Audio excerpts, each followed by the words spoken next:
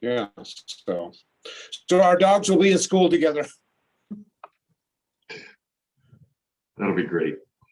Yeah, I'm looking forward to it. Miss Jennifer? Good morning, everyone. Morning, Jennifer. Good morning. Morning. I'm down to one crutch. Awesome, congratulations. Finally, yesterday, I moved to one crutch. When will you be off that crutch? Oh, I don't know. Okay. Probably in a couple weeks, maybe. Okay. Has it been a How- couple, how's has it been a couple months now, Jennifer? Oh, yeah, it's been more than 2 I was months. gonna, because I was trying to think that finance committee, it was 2 months ago when you, I think you Yeah. had it happened just before that. Yeah, Didn't you do it like my surgery Christmas was on Eve? December 24th, actually. Yeah, that's what I thought. And how's the therapy going? Good, good. Yeah, the Good. therapy's great. It's painful, but it really helps. No pain, no gain. That's what they keep telling me.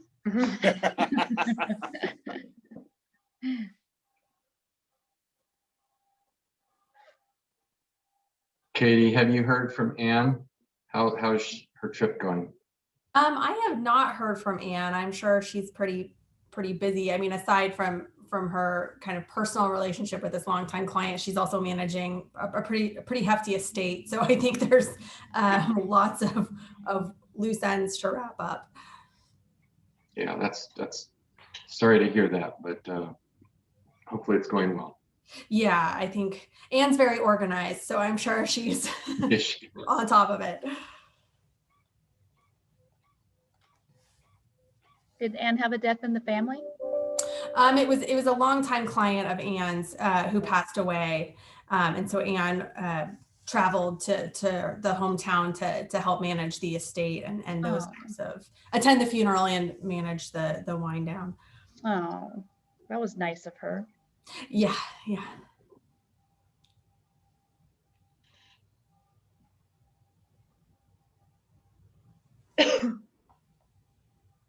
Chair Jay, I'm sorry, Chair Safraza, we are just waiting for Trustee Chaplin and Trustee Farahi. I see Carol on line now. I'm here. I don't even see. Great. She snuck in. Hi guys, I'm just setting up the agenda. Sorry, I'm a little late this morning. How's everybody doing? Good. Good. Thanks. We'll give you a break today. We won't get after you. I know it's 9 on the dot. It's 9. Lori, will you let us know when the other two are joining us? Yes, Carol's in. We're just waiting for Daniel. Okay.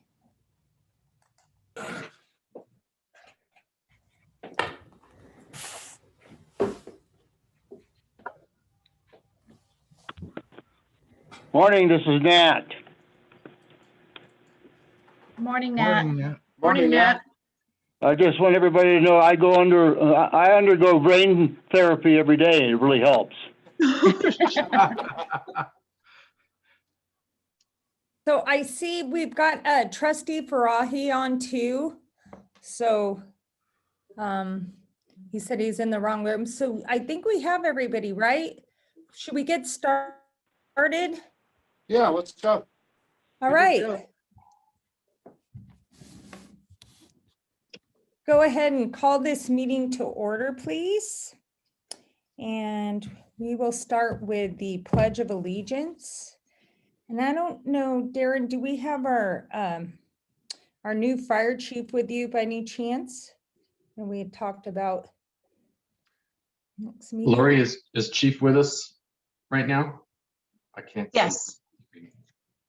Would he like to lead us in the pledge? I'm sorry, Sure. I'm sharing my screen, so hold on just one moment.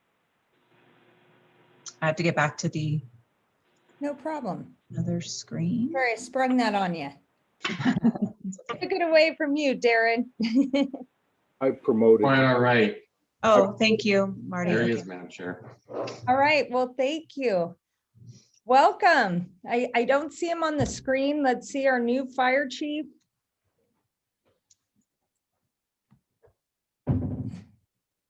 Okay, can you hear me now? We can hear you. Oh, Hello. good morning. How is everybody? Doing great. Great, Chief. Good morning. Good morning. Thank you for allowing me to be here today. So excited to have you here. I don't know if you have a camera link or not, but I was going to ask you to do us the honor of leading us in the Pledge of Allegiance, if you would, please. I'd love to. Great. Thank you. Ready? Begin. I pledge allegiance to the flag of the United States of America and to the nation for which it stands. Sorry, to the republic for which it stands. One nation, under God, indivisible, with liberty and justice for all. Thank you so much. And welcome. I know we're Thank going you. to, that's later on in the agenda, so I'm sorry if I put you on the spot. Welcome to Reno. We're excited to have Nothing you. like being thrown right there in the middle. His first fire. Here we go. See if I can. All right. Thank you. Thank you, Chief. Thank you. Oh, we get to see you. Thank you, Chief. Good morning. Good morning. All right, Lori, would you please do the honor of the roll call? I sure will. Trustee Carissa, Here, Trustee Carey, Here. Trustee Chaplin, Here. Trustee Farahi, Here. Trustee Gianoli, Here. Trustee Jay, Present. Trustee Rose, Present. Chair Safraza, Here. and Trustee Sperber. Here. All right, we do have a quorum. Nice to see everybody, and we will move on to public comment. Are there any public comments? Lori, any come in by chat? I'm just going to pull up the chat room here. No, nothing has come in and we're good on the chats. Okay. So I will go ahead and close the public comment period and move on to approval of the agenda. Richard J. moved to approve the agenda as presented. Motion by, okay, thank you for saying your names. That's helpful. Trustee Jay made the motion. Trustee Sperber made the second. All those in favor of the motion, say aye. Aye. Aye. aye. Any opposed? Motion carries unanimously. Moving on to approval of the minutes from the February 11th agenda. Do you have a motion? Richard J. moved to accept them. them. Trustee Jay made the motion. Do we have a second? Trustee Gianoli, second. All right, Trustee Gianoli made the second. All those in favor of the motion say aye. Aye. Aye. Any opposed? Motion carries unanimously. All right, moving on to item number 5. We're going to hand it over to our awesome CEO for a report. Good morning, Madam Chair. Thank you. Good morning, Board. It's great to see everybody. I'd like to start the CEO report this morning with our monthly safety update. I see Ted Ohm is with us. Ted, please give us the safety tip. Yes, sir. Thank you, Madam Chair, trustees, Mr. Griffin. I appreciate the opportunity again this month. You can see up on your screens now, March is the National Ladder Safety Month. We have spring just around the corner. I know some of us got some snow last night, but we will be soon. We'll be outside trimming trees, cleaning debris from the rain gutters, caulking, painting, all types of projects that may need a ladder. Next slide, please. At home and at work, please use the correct size ladder and type of ladder. Make sure it's on firm level ground and at the correct angle. So the correct angle, like you see here, is for every 4 feet you go up, you come 1 foot off of the surface. Inspect the ladder. Always maintain 3 points of contact on the ladder. That's, 2 hands and 1 foot, or 2 feet and 1 hand as you're climbing up. Don't overload the ladder. Don't overreach. Next slide, please. And don't have more than 1 person on the ladder at a time. Don't stand on ladders put ladders on movable objects, and don't use the last 2 steps at the very top, like this gentleman decorating the Christmas tree. But overall, just be safe and watch what we're doing. We don't want anybody to get hurt. So that is my safety tip of the month. I appreciate it. Thank you. If I Thank you, can Ted. mention something, I fully agree with that safety tip. You guys know where I'm going with this one. So having fallen from the top rung of a ladder and still to this date, not having any memory of it, that was a great safety response. So thank you, Ted. I unfortunately, I am also part of that group that have fallen off a ladder. So I As am appreciate it. I. Thank you. Yeah, needed that Richard, tip I about was 10 years definitely ago. thinking about you when that was. Yeah, going. I've been waiting for the responses to come in. Thank you, guys. Thank you, Ted. Thank you, Ted. Madam Chair, I'm going to dedicate the remainder of my CEO report to very quickly walking the board through the winners of the We Move You Awards for 2020. And I know normally this occurs at the holiday party in December, and the board gets to see those winners and congratulate them. Of course, we didn't have that event this year for all the obvious reasons, but we still did go through the process, albeit a little bit late this year. And we had more than 80 nominees for the various Thrive categories, including the Newcomers Award, Innovator of the Year, and the President's Award. And so Lori is going to put those award winners on the screen. I just want to take this moment and share with the board just the great list of employees that we have here out of so many great nominees. One change we made this year was, given that we've sacrificed so much as an organization, we decided to award 2 winners per each category. If there was ever a year where employees really deserve to be recognized, this was certainly it. And so in the first category, we have 2 winners in the Teamwork for Results Award. David Baldwin, our facilities supervisor, is the first winner. And David was nominated for just all the great work he's doing with his team in the terminal and airport grounds, helping our employees, keeping things working well. His positive attitude and really spirit of teamwork just exudes from him. And that's something we really appreciated this last year. So a great job for David. The next award in teamwork went to our entire technology and information services team. If there was ever a year where we leaned on our technology group more than ever, it was 2020. And as we all know, in our Zoom life, it's just been so much going on, in addition to the board approving new laptops and computers for the entire organization. They've been working hard on that. Everybody trying to access their work from home. This team has been on the front lines, keeping business flowing, keeping us connected. And it's just a superhuman effort, literally, for our entire team led by Marty and Art, and really well-deserved Thread Award this year. In the honesty and integrity category, Holly Luna was our recipient this year. And Holly has just done a fantastic job trying to make sure our services and goods are available to all entities that are interested in doing business with us. Trying to make sure we get what we need and we're fair and equitable, and that we follow the procurement laws and also move with speed, with so much sense of urgency and so many things that we're doing right now. Great job by Holly in a really important area of work. Next, in honesty and integrity, was Police Sergeant Ray Guzman. And Ray was recognized for his just unwavering honesty and integrity. You see Ray in the terminal building.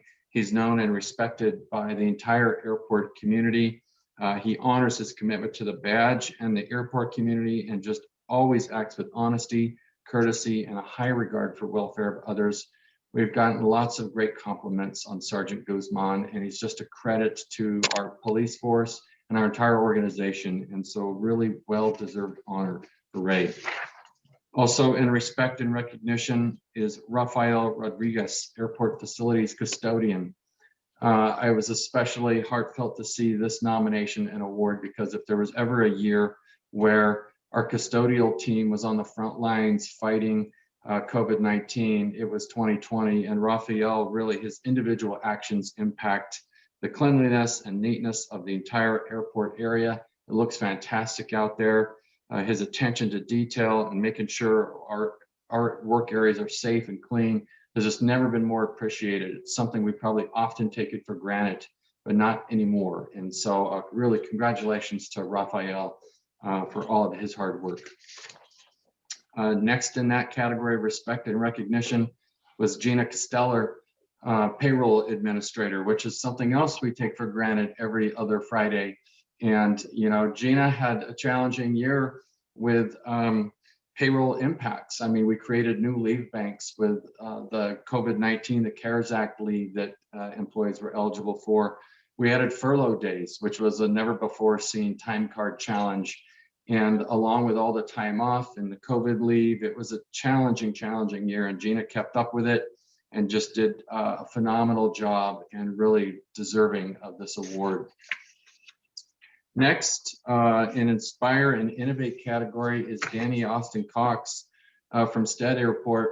And she was recognized for her really innovative ways in reducing expenses, which is something we ask every employee to try and figure out how to step on the air hose, if you will, and spend less money last year. And Danny personally found ways to save more than $20,000 in our operational costs at Stead Airport, just kind of going through line item by line item, looking for different ways to achieve our business. And so a great honor for her and being recognized for keeping our eye on that dollar in innovative ways. Also in the Inspire and Innovate category was Mary Lee Mansfield. We've lived through a pandemic where virtually everything we've ever done coming together has been canceled. And Mary Lee is the person in charge of our annual art show. And she just refused to let COVID cancel that art show. And she found a way to creatively get the submissions in, and then even more creatively find a way to recognize each of the winners. And you may recall at the September board meeting, Vice Chair Carey was recognized during the board meeting for his art submission. And those are the sort of things that Mary Lee did to keep at least one event going that helps add to our spirit. So congratulations to her. In the versatility category, Julie Sternberg, our labor relations and benefits manager, was recognized. Julie was on the front lines. You're working in human resources, people operations, as we call it now, and all of a sudden your job is to do contact tracing, which nobody had ever heard of before until last spring. And Julie was on the point for this, of making sure that families were contacted, employees understood the ever-changing CDC rules for quarantining when possible exposures occurred. And she just did a phenomenal job folding all of that into her normal duties, and really in a time when people were extremely apprehensive, making sure they had the information that they needed to have to keep them and their families safe and healthy. So a great job for Julie. Also in versatility was our entire airport communications team, who had to train 5 new employees in 2020. They have yet to get to be really fully staffed. They've been changing shifts, going to 12-hour shifts, covering for each other, training new employees. It's been an extraordinary year in a group where there can never be, we're not open for business. They have to always be open for business. And so it takes many of them covering for each other. There were COVID impacts inside this work group, and they had to, come together and find ways to always make sure we had the staffing model for success. So a phenomenal job of versatility by our entire AirCom team, led by Brent Finster and Nicole LeCap. Just really congratulations to them. In the enthusiasm for excellence category, Sujin Boyer, while she wasn't working extra shifts in AirCom and covering for other people and working 12-hour shifts, when this pandemic started, she realized that masks couldn't really be purchased. She started making them from home and providing them to local grocery stores, to airport employees, to our airport partners. And you all recall at the front end of this thing, you couldn't find a mask in any store. And we were being told not to buy them because healthcare workers needed them. So Sujin started making them and providing them to people. And that's just the sort of enthusiasm and inspirational excellence that really drives us all. And really congratulations to Sujin for doing that and leading in and finding something positive to do at the front end of a pretty scary time. Also in this category, Tracy Polly, or one of our warehouse assistants. And Tracy gets this award simply for her never-ending enthusiasm and cheerfulness as she goes around delivering packages and handling deliveries. You can see Tracy's smile behind the mask all the time. And if there was ever a time when we needed enthusiasm and positive spirits, it was certainly this last year. And Tracy brought that every day, and she's really appreciated by all of her coworkers and people that she engages with, and really deserving of this award. The Newcomer of the Year award, we had two of, Innovator of the Year, sorry, Lori.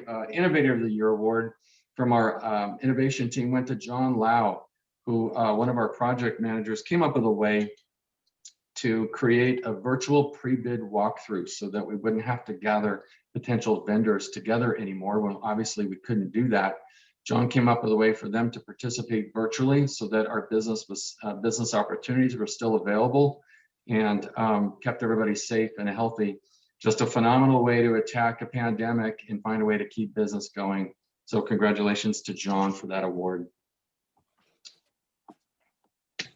And now I think it's Newcomer of the Year. That's right, two of these.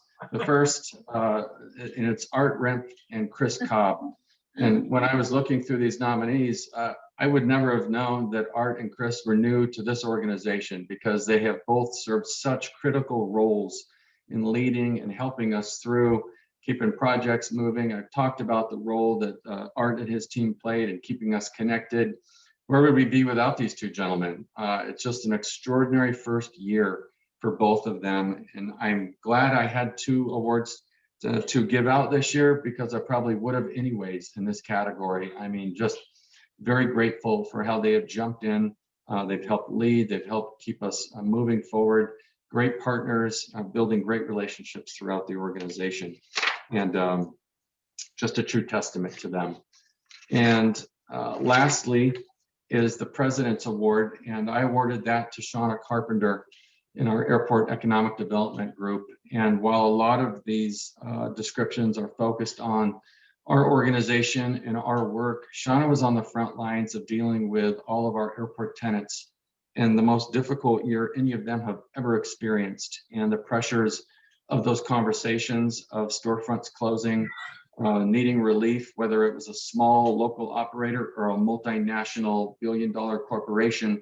All of those conversations were coming through Shauna. Tense periods where people were concerned around their livelihoods. And Shauna handled it all with grace and professionalism, all with an eye on keeping these relationships preserved for when we get through this pandemic. We want everybody with us, and Shauna never lost sight of that. She did us all proud in representing our organization to our airport tenant community, and just really, really proud of her and the work that her and her team have done. So, Madam Chair, that is the list of award winners this year. I'm sorry the board couldn't be there. We did this virtually, and you know, each award winner gets a bag of goodies and a check to go with that as a token of appreciation. But I'm very proud of this list. So thank you, Madam Chair. That completes my CEO report this month. And I just want to say thank you to everyone. I mean, our employees at the airport, I was just looking at all the recognitions, and I don't know about you, I'm sure the board, I just want to say how thankful I am being chair this year for all of our employees who have made the airport so great during the pandemic. I can just tell you all the feedback I've gotten about our staff at the airport, how they've gone the extra mile in every way with customer service, and just want to say thank you so much, and going to open it up to the board if they have any comments. And I really wish we could have recognized everyone in person. And Darren, I'm not, don't want to put you on the spot again, but I think maybe on a later agenda, I would like to do that. And if we could, for everyone to come down, I just feel that's been one of the terrible parts of COVID is would like to say thank you in person to everybody. So Vice Chair Carey. Oh, I'm sorry. I thought you raised your hand. I was glad. Oh, great. Chair Saraza? Hey. Yeah, real quick, kind of following on Darren's report, and not so much about this, but Monday night we had a users meeting, and it was a longer one. And I just want to shout out to Darren. You did a fantastic job in that meeting.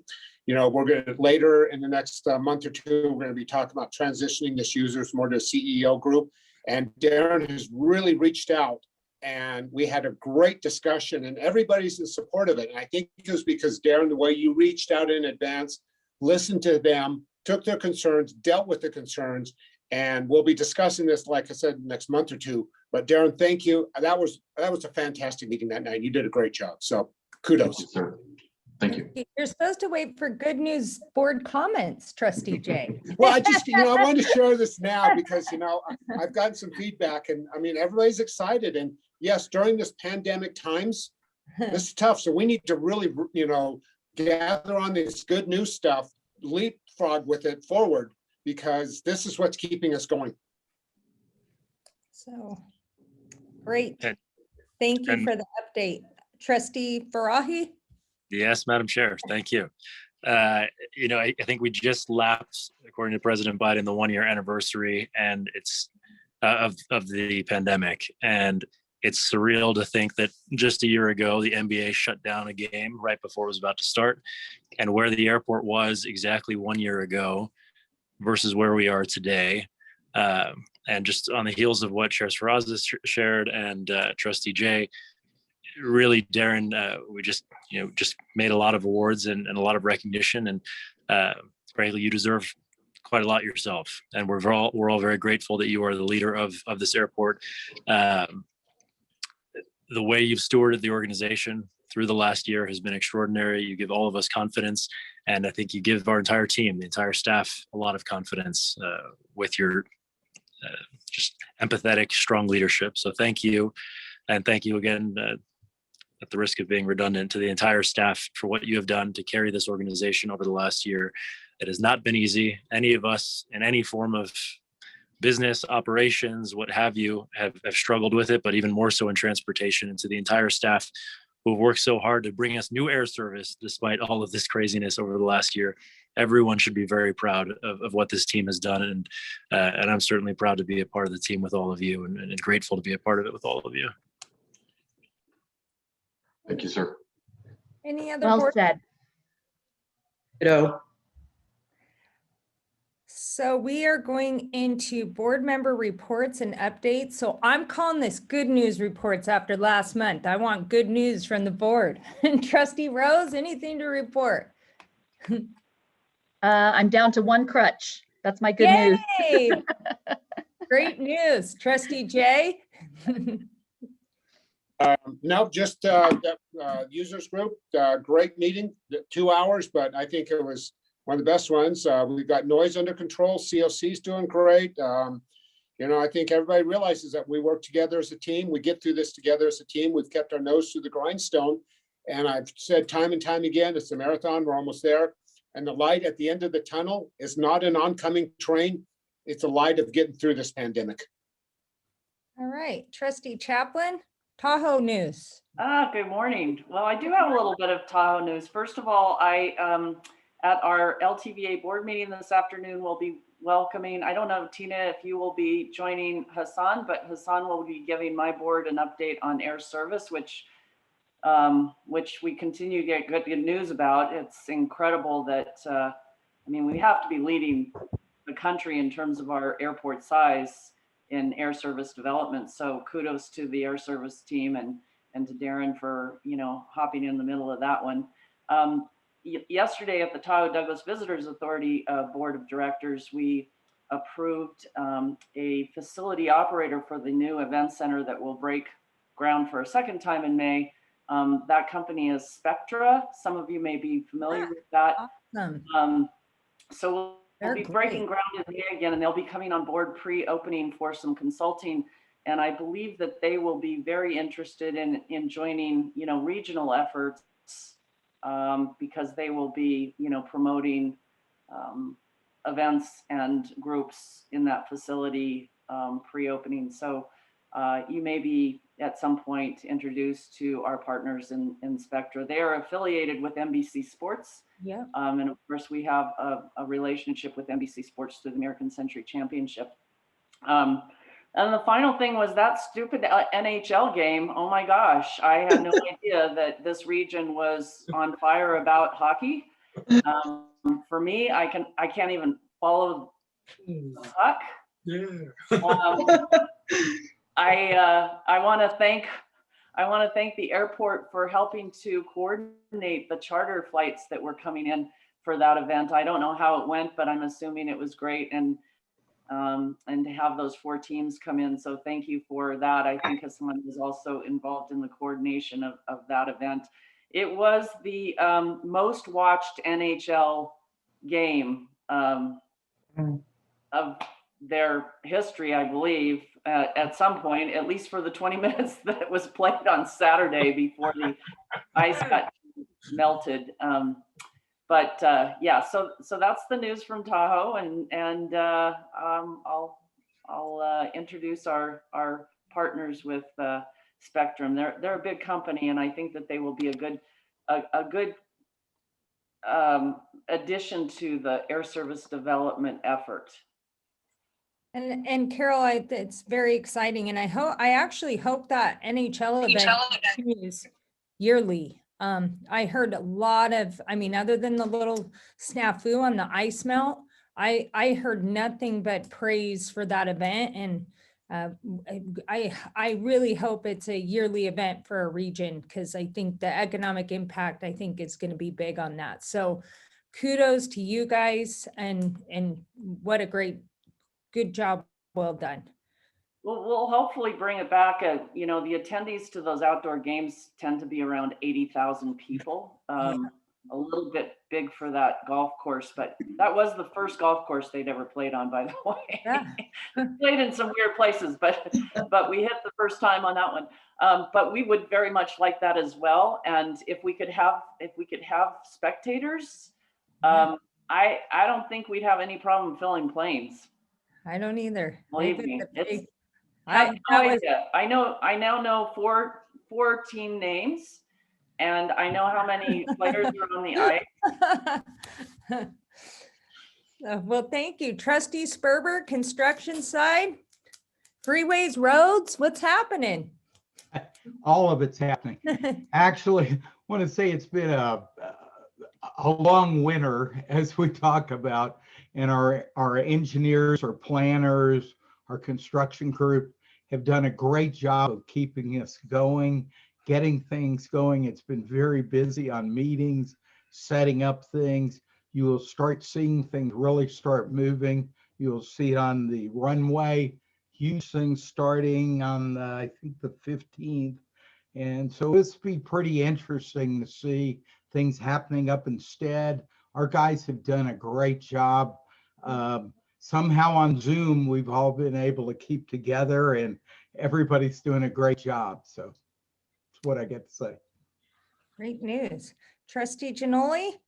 I just want to say, I think we're looking forward to more positive times. It just feels like we're kind of cresting the hill a bit, and I look forward to us all being able to be together and see one another face to face and keep doing what we do. And I have to give accolades to those that have been here through this all and kept this airport in better shape than when we started this. I don't think anyone would have imagined. So more positive days ahead.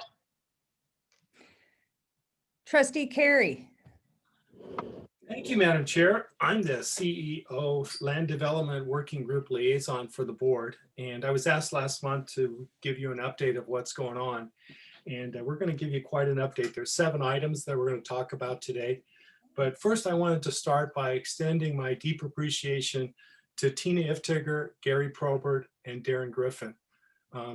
Since Darren's gotten here, I think things have improved about 1,000% in terms of what this team is doing to work together.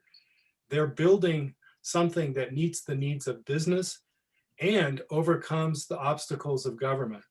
And I can tell you that everything that can be done is being done to move our environmental processes forward professionally and at the best pace they can be. We don't control that process as much as we would all like to here in Nevada, since our federal presence is much less than in other states. But it's been remarkable to see what has occurred over the last several months. We plan on updating you about every 2 months. And so I'll be back in May with more thoughts. But I don't want to waste a lot of this time without giving Darren and his team the opportunity to update you on really the exciting things that lie ahead in our future. And with that, Darren, I'm going to throw the ball to you. Thank you, Mr. Vice Chair, and I am going to ask Tina to just run the board through those items that we covered with Trustee Carey. Kind of the hot topics. Tina's shop is incredibly busy, operating pretty much 100% capacity. So I'm going to give her a chance to kind of run you through all the deals that are in progress right now. So Tina. Thank you, CEO Griffin. Can everybody see my screen? Yeah, and Tina, do we have, is this included in the board packet?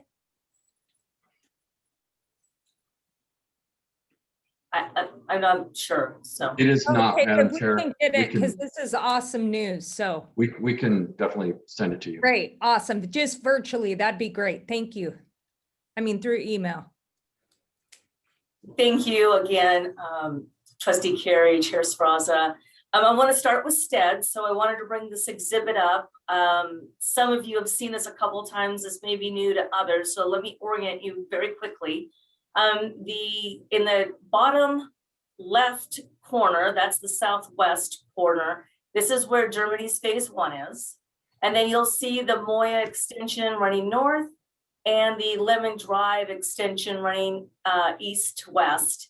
As you know, we are working with the city of Reno to create a permanent easement for the effluent line to deal with Swan Lake. And we are also working with them to create a permanent easement for their sewer improvements that they are proposing to put in the ground. We did receive FAA approval on the Lemon Corridor, the section 163, and we are have a draft easement in place. The FAA has requested a review. Once that is done, we will send it to the city and we will finalize negotiations and get them running on these improvements. The city also did receive a $5 million Economic Development Administration grant from on the federal level for that effluent improvements. And it's really for the Reno Stead Water Reclamation Facility expansion, not necessarily for the improvements in the easement. Also at Stead, Germany, they are about 30% through their environmental assessment process with the FAA. And they are proceeding nicely. We are having bi-weekly staff meetings, and there's also bi-weekly FAA meetings with the Germany team, as well as monthly meetings to look at the overall program with our FAA that Gary Probert is leading and running everything through at an amazing speed from a historical perspective. So we're grateful for that. The other element that I would share with you about Stead is the RFP we just issued for development of the land that this board approved to take back from the original Germany leasehold.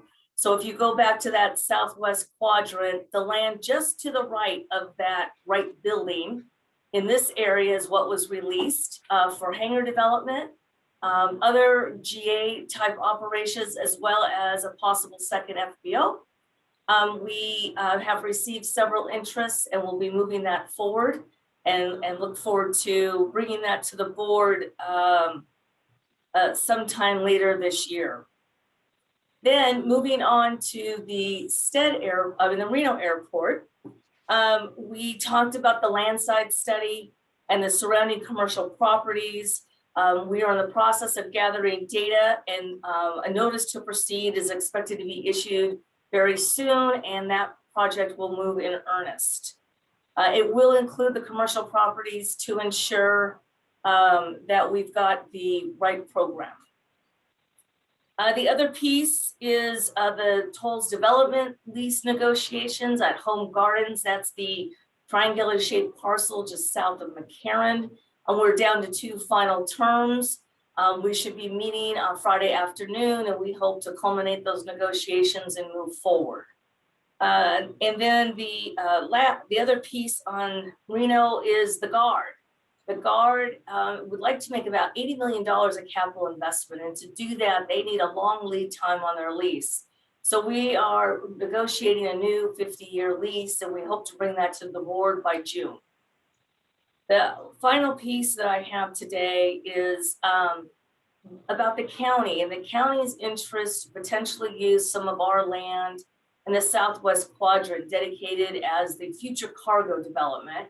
And they would use that land for COVID testing. As you know, they're at the Livestock Events Center right now. The rodeo would like to come back and they want to facilitate that. So they may reconfigure the use at the event center, or they may reconfigure use here at our airport. We should know this week or next week what they intend to do. And with that, Madam Chair, that concludes the report.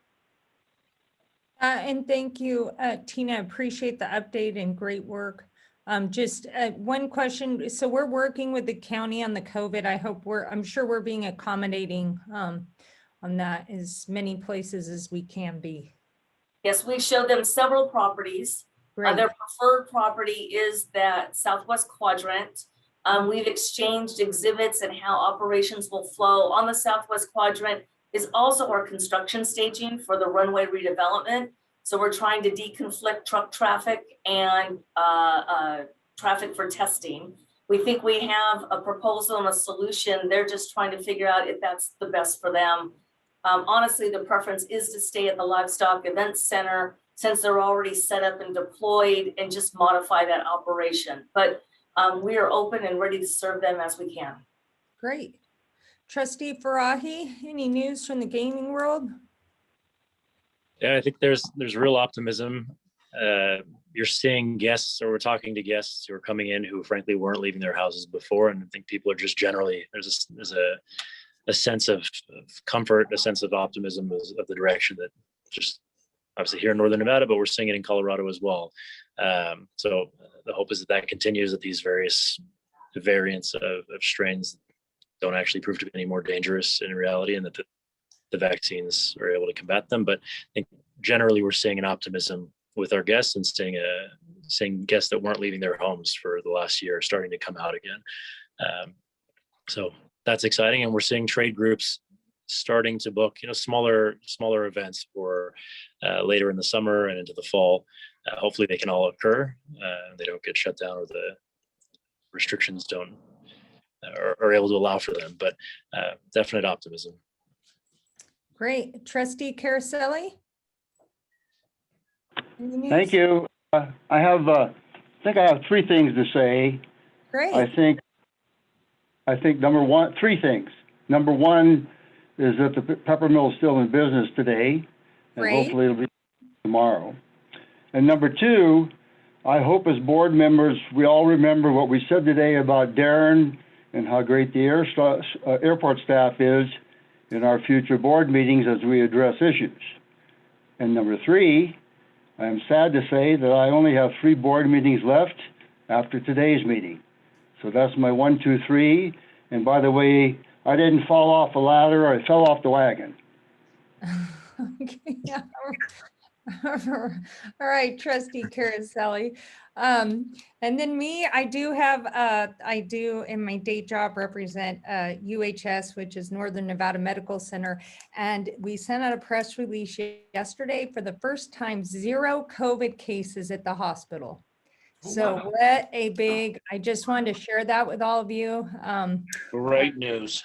Big news. And things are turning around. And also I know Chairman Delgado over at the Health Board is working on the reopening plan for May the 1st. So the governor's directive of local governments and the county and the cities. So looking forward to things starting to get back to normal, and the vaccinations are getting out. And so I'm really looking forward to what's ahead. I think it's a bright future. So thanks, guys. I got to do the good news because there's so much of it. So, and I'm hoping that we get to meet in person here pretty soon. So been discussing that with our CEO. So I think we're getting close. I just want to let the board know that. And for those who are still uncomfortable meeting in person, obviously we'll do the state protocols.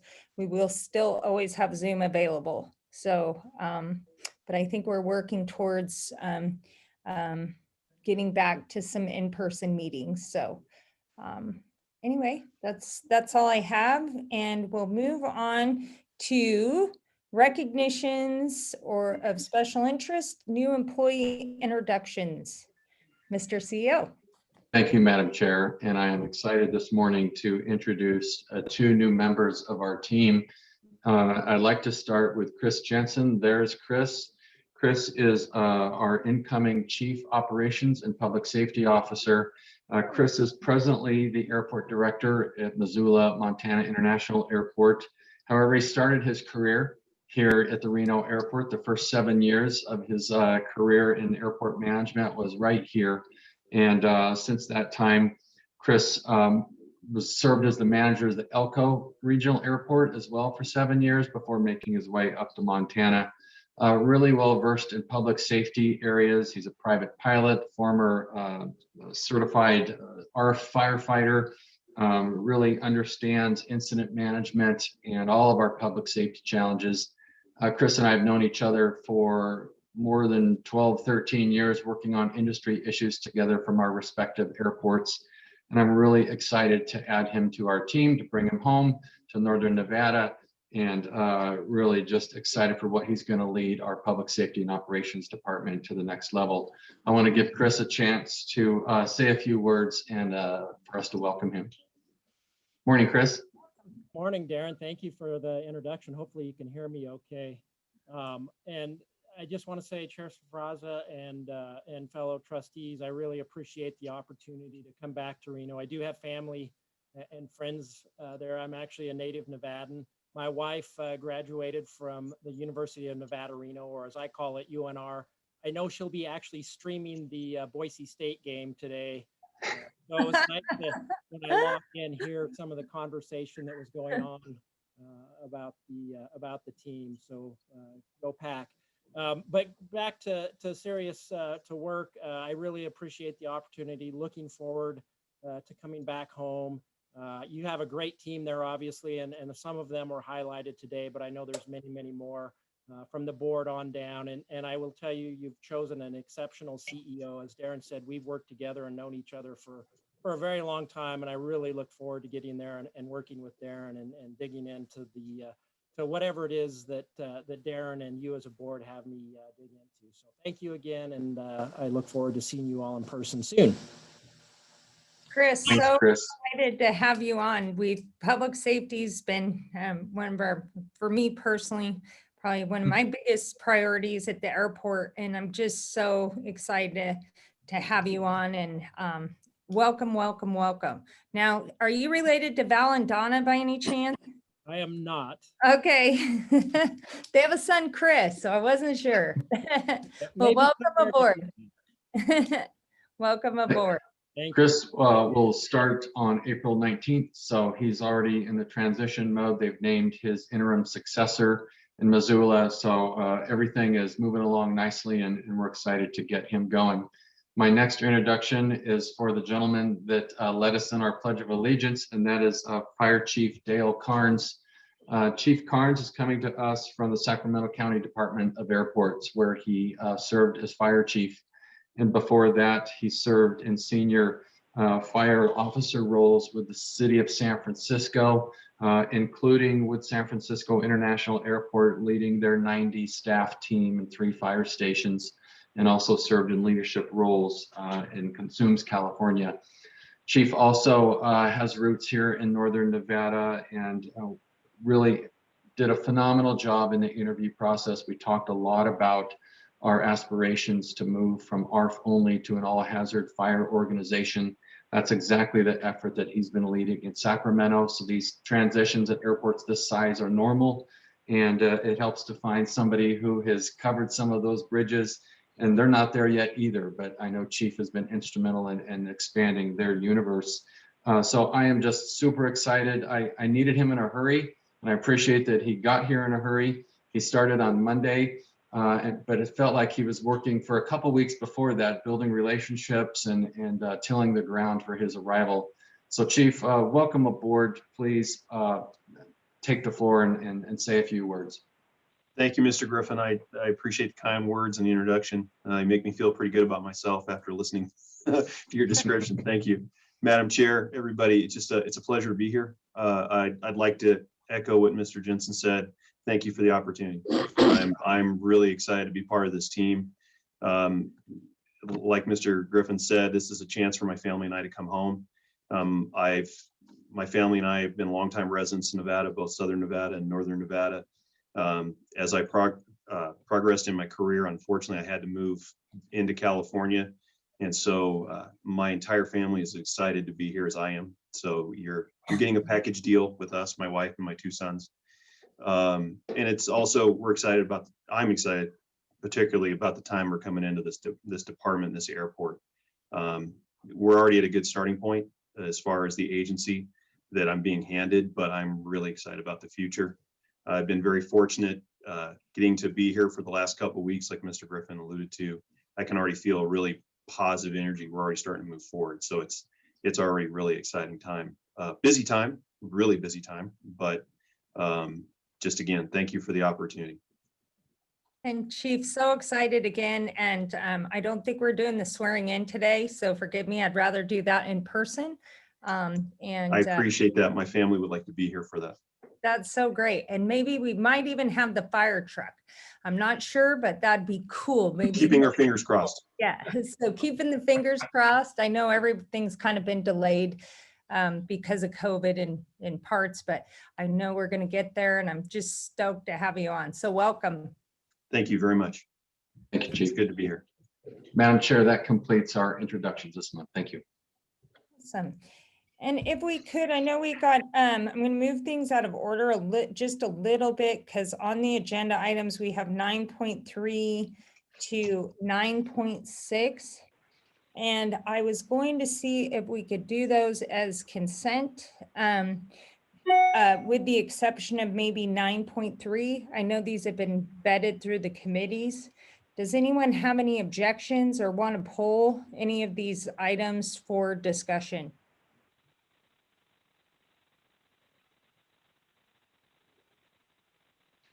Not hearing any. So I know we have staff waiting on the line, so I didn't want them to have to sit and wait if we didn't have any. I know we've done very well on that. So can I take a motion? I think you've got to list them one by one for items 9.4, 9.5, and 9.6. Is that okay? I don't see Ann popping up yet, so. What about 9.3? 9.3, I just, is everyone I'm comfortable with 9.3. I heard it in agenda review. I know we had it before as an agenda item, and I'm comfortable with it. I know we had wanted to wait till our new CEO came on. So if I can do them all, I can do them all as consent. We did the full presentation on that one in the Finance Committee meeting. It was very detailed, very understandable. Holly did a great job explaining all of that. So I think those of us that were in the Finance Committee are very comfortable with it, but anyone who wasn't there might want to speak up if you think that you need to see it. Yeah, I was very comfortable. I thought it was extremely detailed, so I'm very comfortable. But like I said, if anybody else, go right ahead. But I think Holly did a great job.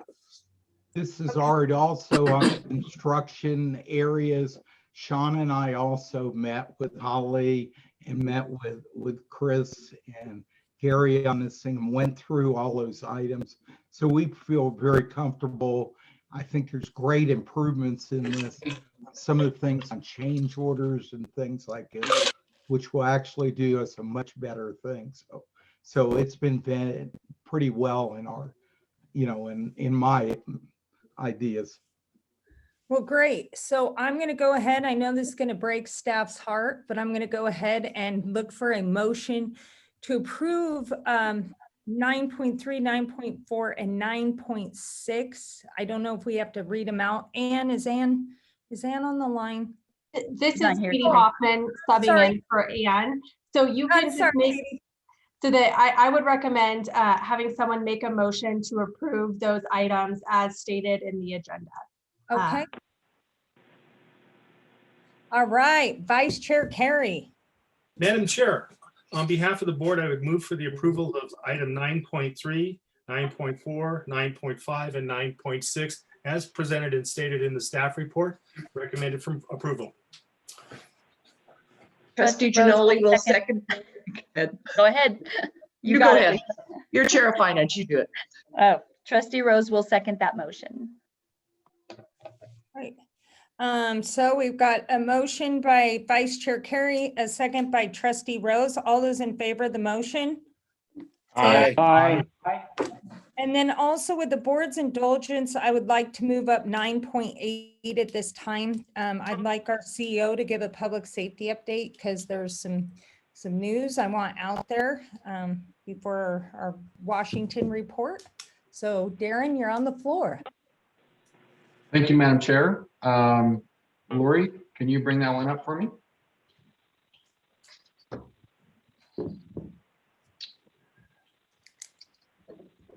Okay.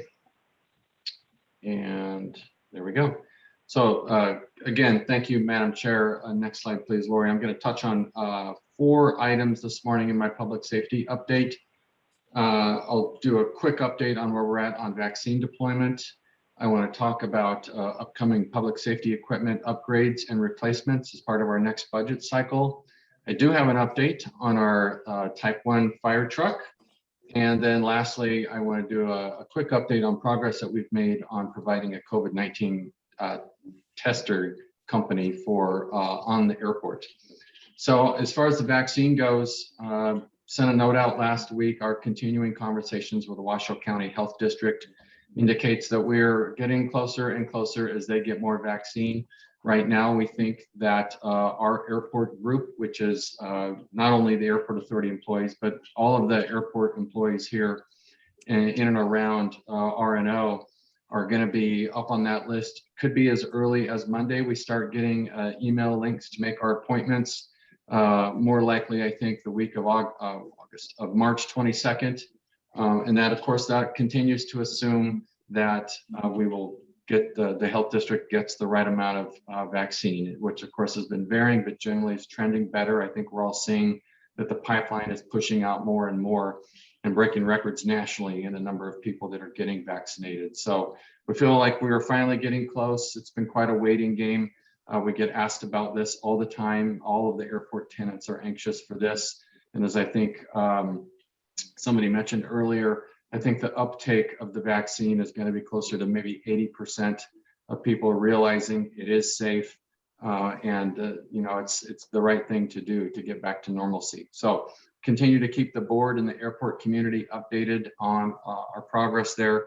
As soon as those links go out, we'll all start making our first and second appointments. If you get Pfizer, Moderna, and of course, if it's Johnson & Johnson, it's just a single shot, but I have not heard if that is being administered here in Washoe County yet. Next slide, please, Lori.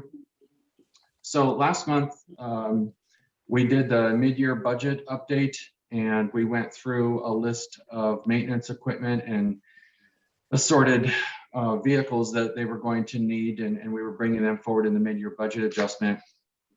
And on that list, there was nothing for public safety, which was noticed by several parts of my organization here and brought to my attention. And it was made very clear to me that public safety is one of the top priorities for Chair Safraza and Vice Chair Carey. Both, we talked about that, I think, on my second day on the job. And so I went to do a little research because I had approved everything that came forward in the mid-year because, like we talked about last month, we're doing really solidly well financially, and that's a great story. So I sat down with Acting Fire Chief Field and Police Chief Field, who's a pretty busy guy leading both those departments up until this week. And we talked about what is coming forward in the next fiscal year, which is a pretty transformational upgrade and expansion to our police fleet, which you can see listed there. Chief and I went through what this ask consists of. He was saving it for the full year budget request versus bringing in as a mid-year. And you can see it's probably the biggest fleet upgrade that they have seen. It includes replacing a couple of the frontline vehicles that are out there every day in front of the airport. It includes an addition so that when we lose a vehicle for maintenance or repair, that we're not actually down a vehicle, that we have the full fleet complement always available to our police officers. Replaces a supervisor and command incident response vehicle. And you can see some of the dates on these vehicles. So if it's a 2015, that means it was built in 2014 and getting pretty long in tooth for a first responder vehicle. And the 2012s are getting really old. So definitely time to doing these fleet upgrades. You can see also there, a K9 vehicle will be replaced and upgraded. I discussed this package with Chair Safraza, and we floated the idea of whether we should move it forward right now as part of the mid-year, which she was very supportive of doing. The only problem is, like so many other things in our life, vehicle deliveries are being disrupted right now because of a national shortage of semiconductors, which you may have read about, because we all ran out and started buying laptops. Chip making converted really to the laptop efforts, and the vehicles are now suffering. So there's a big gap in auto production. The dealers have made it clear to us that we can't buy them right now, even if we want to. But we're also been assured that at the beginning of August, we can make that purchase order, and they will then begin constructing this fleet upgrade for us, and hopefully we will have delivery in December. So that is what we're going to do, assuming the board approves this, and you will see this officially next month as part of the budget workshop in April. And then of course, it'll come to you for approval in May. It's the feature point, I would say, of our equipment ask for the next fiscal year. It's a big move here, worth more than $300,000, but all of these are deserving. It's time to make these replacements. I appreciate Chief Field looking at this strategically. And while I'm on this slide, I want to thank Chief Field for his leadership of both the police and the fire department since the beginning of January. He's budget season, so he's trying to figure out, what do we need and how do we keep both departments moving. He's been a busy man, and I am very appreciative of his leadership during this time frame. So I will leave that there. I just wanted the board to have awareness for this. I wanted the organization to see that we are going to be making big upgrades in public safety equipment. Lori, next slide, please. I also went looking to make sure that our fire department was asking for the right things and that they hadn't left anything out that we should be considering. And so in the next fiscal year, we also have a good list here of fire department equipment, which includes the replacement of the Zoll defibrillator, critical life-saving equipment that whether you use it or not, and hopefully you don't have to, but sometimes they do, of course, they have a lifespan and we have to replace them. I believe the board approved turnouts for our firefighters last year. So this year we're doing the helmets for the entire staff, which is a great personal life safety upgrade. The big item on this list came out of the emergency management committee meetings that Vice Chair Carey was leading in early 2020, when we were kind of inventorying where were the gaps in equipment.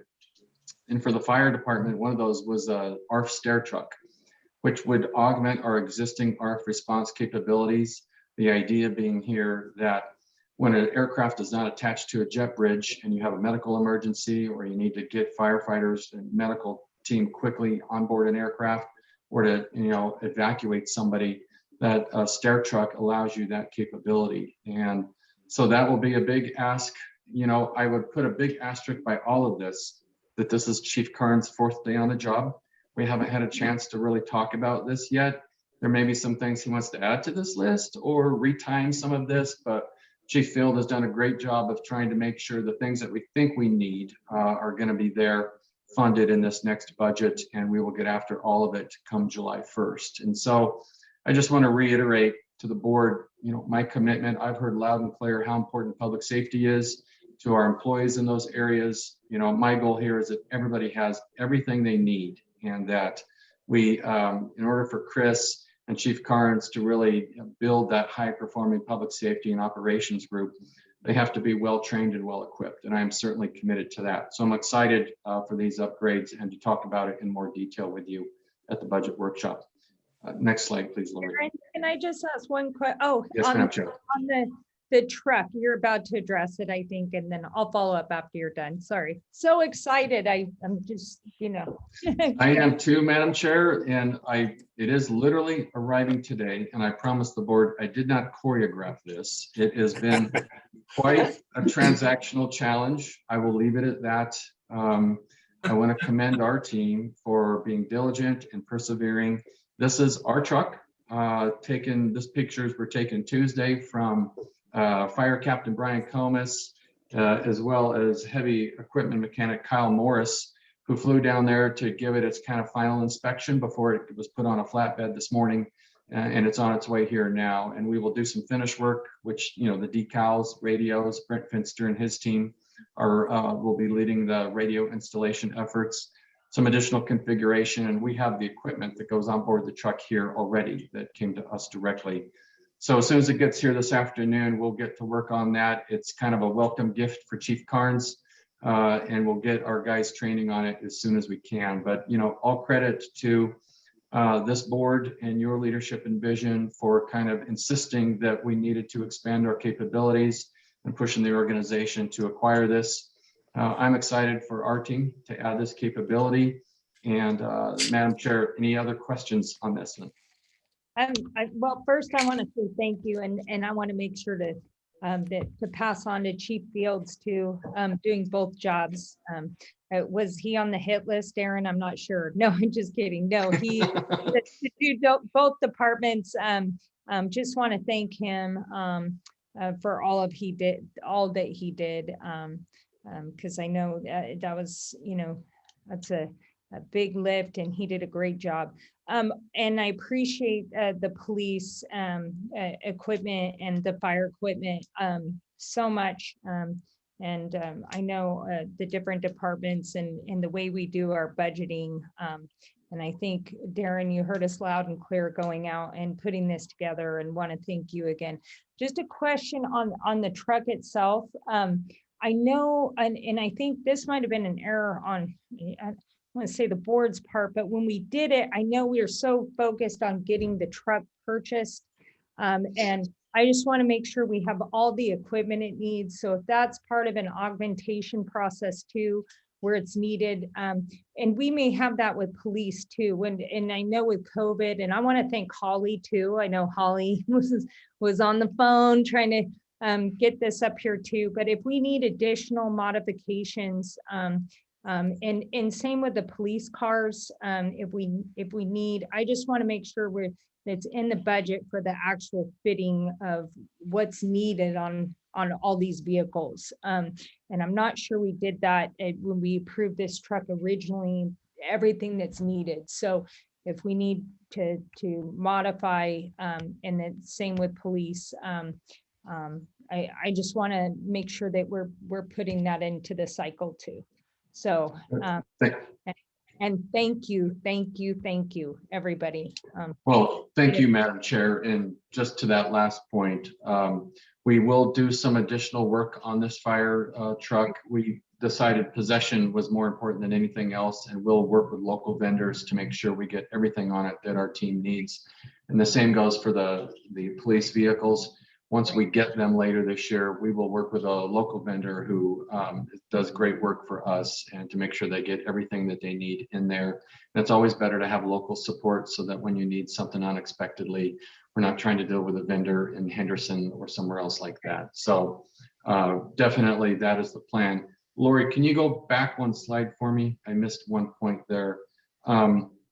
Madam Chair and members of the board, I also wanted to make you aware that we did last month apply for the FEMA Assistance to Firefighters grant with the help of Mike Brown with R&R Partners and a professional grant writer that he connected us to, and Jamie Carrillo, who did a great job putting together our application for $565,000 to purchase a new Type 1 ARF apparatus, which I know this board has discussed previously. In a perfect world, that used one that we have would move into a reserve status. We keep it good, for 10 years or so. And you take the brand new piece of equipment, put it on the front line. It's your primary response vehicle. We think we have a really good application in this year. You never know how it's going to go. I think awards go in May.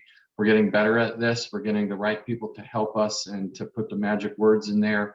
And if we don't get it, we will keep trying. But I also wanted that to be part of the conversation, that we're aiming high here for multiple pieces of equipment, and we'll certainly keep the board updated on our progress there. Okay, Lori, 2 more slides now. Okay, so last piece, Madam Chair, for this report is we've been looking to find a vendor who could do COVID-19 testing for us in the terminal area. That's something that I think we see emerging in a number of the large hub airports now, and other airports are starting to find ways with local partners to offer this testing as we start to take those trips. If you're going international, it's required. If you want to come home, it's required. And I think even to Hawaii and other places, there are local requirements for COVID-19 testing. And so having it at the airport is kind of the ultimate convenience. So pleased to report that as we did our research, we discovered that the state of Nevada had already issued an RFP for this and pre-approved 7 vendors to do this in the state. And so we started working through that list. As we were working through that list, one of those vendors, Well Health Management, I think is the actual name there, Well Health, was looking for us and contacted Carissa Act, and she was able to connect us all. We started the conversation, and they're kind of a perfect fit for what we're trying to do right now, which is get somebody in the terminal building, low barrier to entry, if you will. Well Health is already operating COVID-19 testing in over 100 locations. They have a great web-based registration you can see there. The tests vary. The rapid antigen tests are, I think, 15-minute results. And then they have the lab-based results as well. They're out of Plano, Texas. They're really organized. They're working with local staffing services across the country to bring in the support that they need. And they also have a bilingual call center, so that if somebody English is a second language is trying to work through, they can call and work through it there. So you get, in 30 minutes, you can basically get registered online and then tested. And the nice thing here is we can do this as a month-to-month agreement. It's a very basic space lease, and they have very little facility requirements. Lori, next slide, please. And we're looking at both some inside locations as well as outside. We want to make sure we don't put them in a place that is problematic for any other uses, but also that's visible. We'll want to make sure airport employees know it's there, and employers. It's a great asset to have in our airport community, and also that travelers know that when you're arriving, if you need that test to go back, you can get it right here at the airport, or if you're departing from Reno, you can get it on your way out if needed. So, and that allows us to kind of dip our toe in the water here. Who knows where we're going to be in 6 months, if COVID-19 testing is going to be a new way of life, or if it's really not being required anymore. There's no way to know. If it becomes a permanent way of life, we still have the option of issuing an RFP and making a more permanent presence in the terminal building. But until then, this is a really good bridge for us. So they've indicated an ability to get started as soon as next week, once we get a lease signed. So potentially moving very quickly here. So I wanted to get that in front of the board and just for your situational awareness. So happy to take any questions on that, Madam Chair. That concludes my public safety report. Thank you. I have a question, Chair Sferaza. Trustee Rose. Darren, do you know if you have to be flying to use that testing, or can the general public go and get a test? The idea is that it is for travelers. I don't know that there's an actual mechanism to prevent somebody who isn't traveling to not use the service. I can find out for sure on that. You don't have to show tickets or anything like that. Not to my knowledge. I think the goal is that it not be, that we have lines of people out the terminal building who are just coming out to the airport because it's the cheapest test. If we ended up in that situation, we'd probably have to revisit that. But I think, it's also hard to police it up if you're trying to force people to produce a boarding pass or something. And what if they're arriving and they just want to get the test because it's a short trip, and it gets complicated quickly. So I think inside the terminal building, I don't think people will come to the airport just to get the test, because it's actually free through the county. Right. But I could see somebody who's actually flying out of Sacramento or another airport that doesn't have it yet, Yeah. coming over here to get their test to take it there. But I don't think the general public really would do it because they can get it for free at the county or, you know, whatnot. But I was just curious if people using other airports would be able to use our testing. I'll get a firm answer on that for you, Trustee Rose. Thank you. I'm not sure we've gotten that far in the conversation, but that's a good example.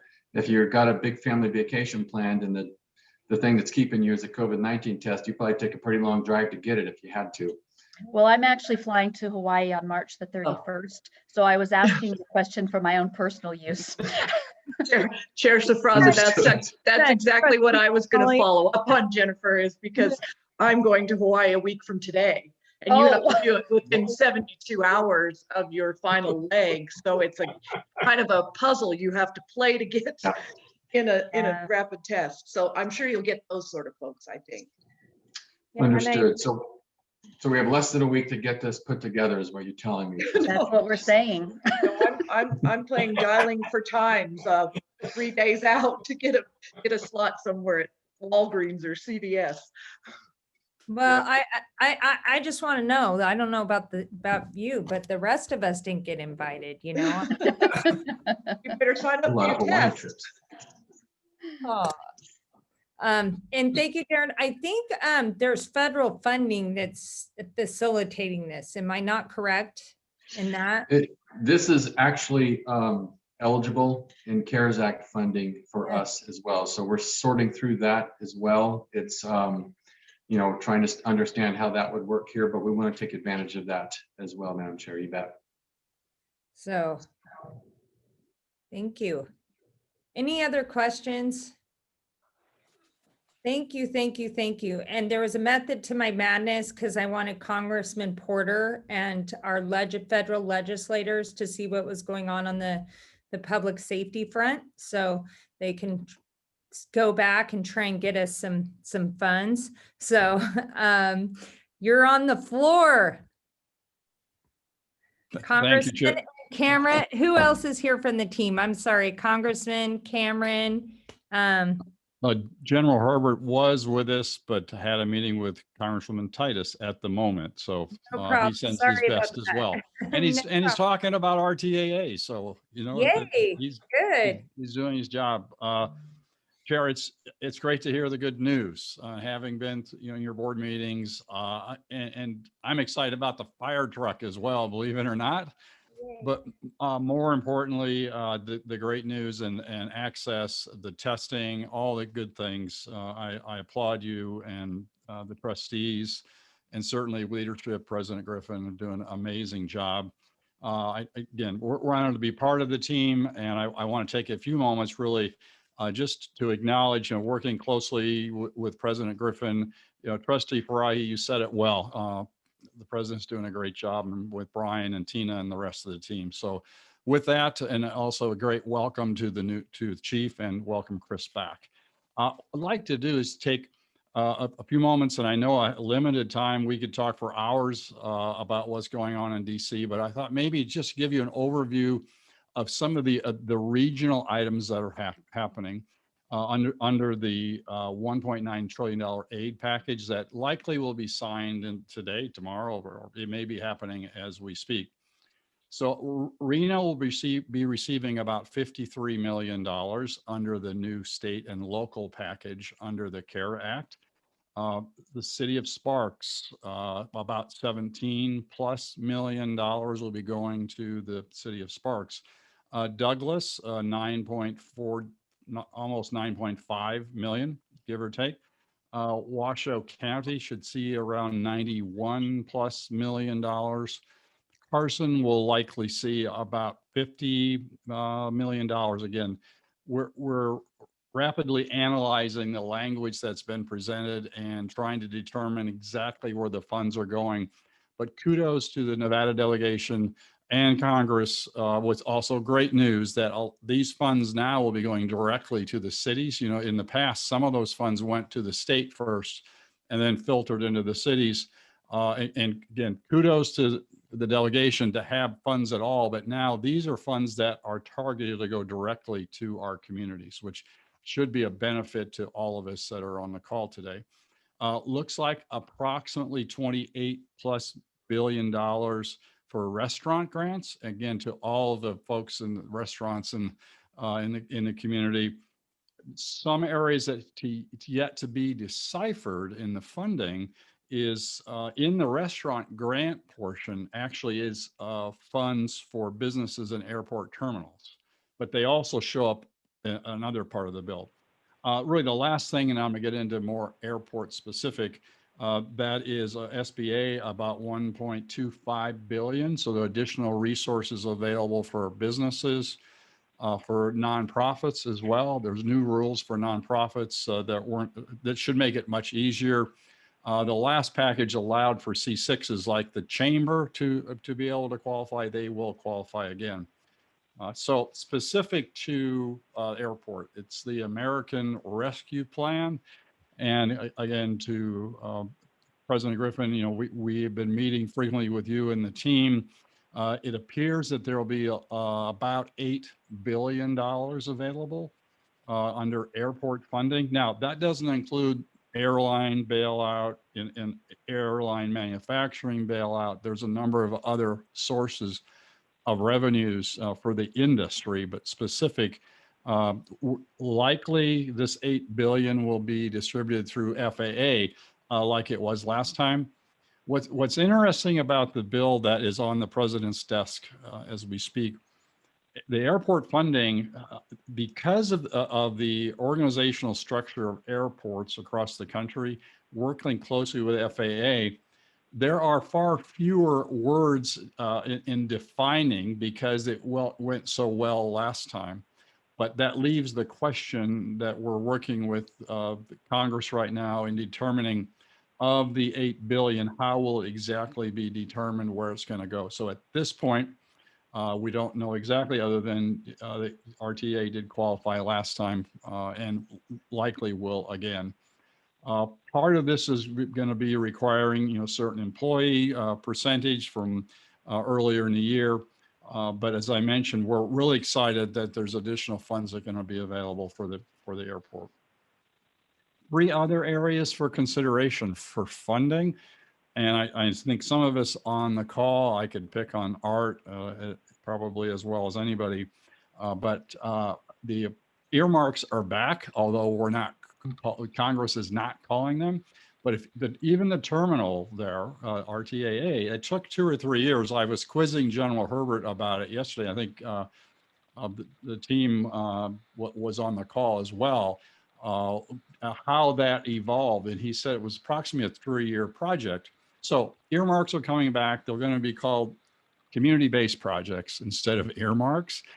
There are rules, approximately 10 earmarks for a member of Congress. And by the way, I'm a fan of earmarks or community-based projects because I think a member of Congress probably knows better where money should go than some person in the administration. So we're excited about that. Those rules are unfolding right now. They will be looking for those, quote, shovel-ready type projects that we've had in the past. But it's been 12 plus years since we've had earmarks. So we're trust me, we've been camped out Congress's steps with literally the handshake of how can what projects will qualify. Also, the traditional process is appropriations. Appropriations still remain. We're in the middle of that at the moment. And also another area that, again, I applaud the President for all of your efforts at the airport in appropriations, but also into grants. And at the Porter Group, we now have brought on grant writers as well to help in any groups that need assistance. Another key piece of legislation that is being considered, and I do think, again, as I look at some of the board members, and Nat as well, we talked about PFCs for, I don't know, for how many years, allowing the local airports to determine. Currently it's $4.50 capped for local users. But we do think this time more than ever, there's an opportunity for passage to give more autonomy to the airports. We're working with Congressman Amity, and I'm just about out of time. Quickly, travel and tourism. Trustee Chaplin, appreciate all that you're doing. There are funds available now. 2.25 billion in funding through the Economic Development Act to provide grants for tourism. Thanks to Senator Cortez Masto. Also, last quick overview, Senator Rosen was just appointed the new chair of a new committee of Senate Commerce, Science, and Transportation that's specifically charged with tourism, trade, and export promotion. So, Chair Peraza, that's a quick overview, and I just want to make sure there's enough time to answer any questions that you might have. And I'm honored to be here, and I'm excited about the good news. And by the way, I'm looking forward to coming home. So I'll hopefully see you all very soon. Thank you, Congressman. And that is awesome news. I mean, gosh, the administration coming in, doesn't matter what party you're in, and to have that money flowing to the local governments for projects. And I think Vice Chair Kerry knows when we went through, the shovel-ready projects before, what that did for the local governments, and heck, earmarks for the airport. I don't know how many things, the tower, Brian, you're there. And the tower, I mean, you could probably tell us all that was funded through earmarks for Reno Tahoe, but there was a ton, whether it was runways, terminals, technology. Great job. And that's exciting news. Just on the tourism aspect, and one question, the tourism bill, and I think you said the airports, are there opportunities that you're, Congressman, that you're working on behalf of the RTAA for federal funds for projects? Yes, right now, absolutely. So we have a meeting, I think it's tomorrow, Darren, I may be wrong, with Congressman Amodei. And I should note, what's important is that Congressman Amodei still is on appropriations, one of the most powerful committees, and now more than ever with earmarks coming back. And Congresswoman Susie Lee, who I hope you all have a chance to meet sometime, from Southern Nevada, is also on appropriations. Unheard of to have two members. And of course, Congresswoman Titus is the chair, economic development, and then of course Congressman Horsford is Ways and Means. So we're moving up in our authority in Washington. So specific to your question, yes, we're working very closely. Right now, we're trying to find out exactly how the $8 billion plus is going to be allocated through the FAA. And right now, as far as the rules on the new earmark program, all those rules are not in place, but we yes, absolutely prepared to, moving forward with projects for the airport. And that one's important to me because we have this Conrack facility, and also we have, the terminal, the expansion, and what if there's monies that could go to those particular projects out of this funding, that would be helpful to know. But thank you, and we'll get your report. So yes, to answer your question, there will be funding. The amount yet to be determined in the equation, but yes, there will be funds available. All right, and pass on our thanks to our delegation, who always works in a bipartisan way, quite frankly, to get this stuff done for the state. So. And the trustees, thank you all. And hold on, let's see if they have any questions. Questions. Wait, Vice Chair Kerry. Just a big thank you to John and his group back there. It's been a crazy time for you. I've been thinking about you and your team a lot, and I'm glad you're safe, and I'm glad there's a new direction going on with the FAA. So thank you, sir. Thank you. Appreciate that. It means a lot. Appreciate it. Any other questions from the board? All right, seeing none, I think Chelsea, you're up. Thank you. Be safe, everybody. Thank you very much. Bye-bye. Bye. Good morning, everyone. It's great to see all of you. We've also got Piper Overstreet from our firm on here as well. Hi, Piper. Hello, Madam Chair, members of the board. Like I said, it's great to see all of you. Congressman Porter, it was great to hear all of those wonderful updates. I know the state legislature will be very, very happy when that money starts coming in. So I think we're all happy to hear about that. So that was a great update to hear right before we start as well. As all of you are aware, we are now on our, I think it's day 39 of a 120-day session. It's been quite a different session than I think we're all used to. It is still fully remote. So this is what our meetings with legislators look like as well. No difference there. It's been a challenge, but it's working, you know, it's working slowly but surely. We have lots of group Zoom meetings that are very fun and exciting.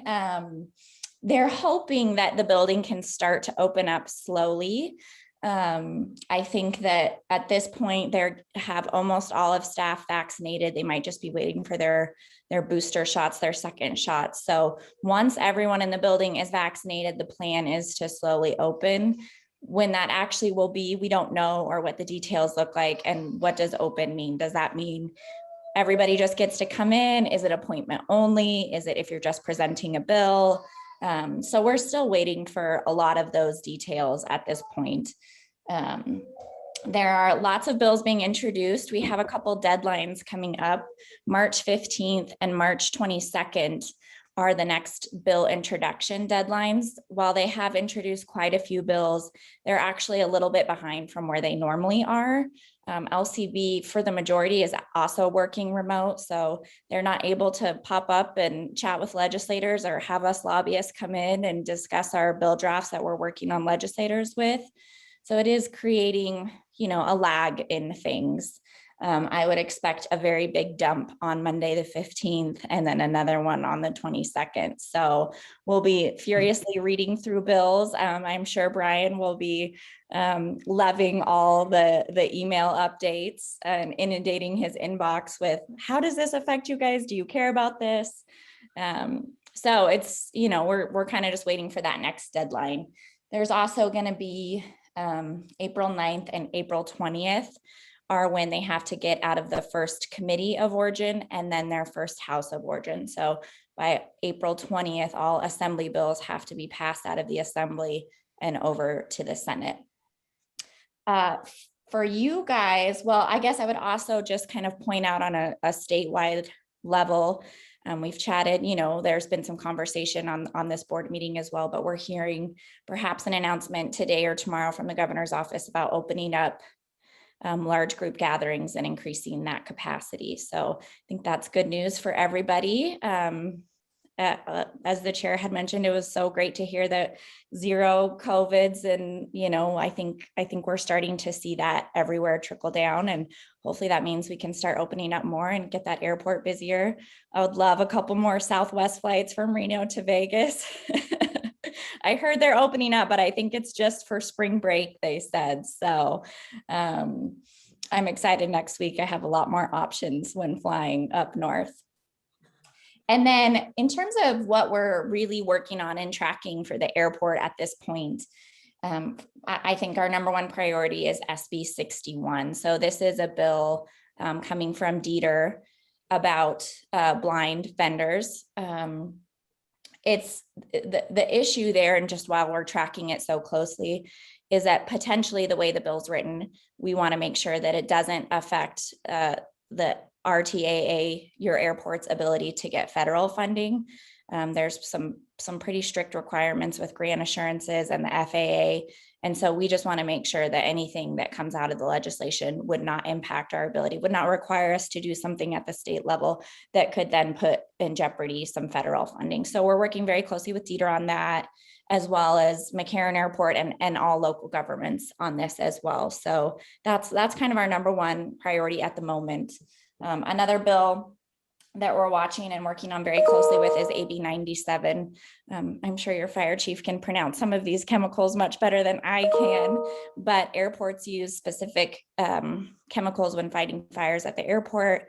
And this bill puts some restrictions on the use of those. So we're tracking that, watching that, going to be working with the sponsor on that as well.